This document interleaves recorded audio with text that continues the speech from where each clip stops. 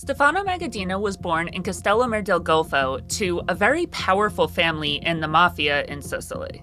He had a grandfather on both sides of his family, so his grandfather on his mother's side, his grandfather on his father's side.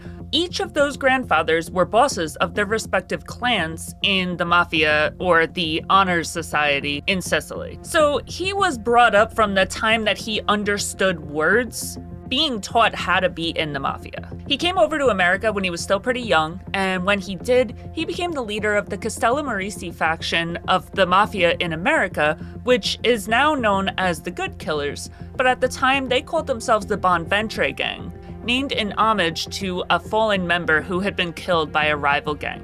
While Magaddino was living in America, way after he got there, he was like in his 30s by this point. So while he's living in America, two of his brothers were killed back in Castellammare del Golfo. Now, Magaddino came from a pretty big family, so it wasn't just on him to avenge his brother. And his family in Sicily, namely his brother took care of business over there.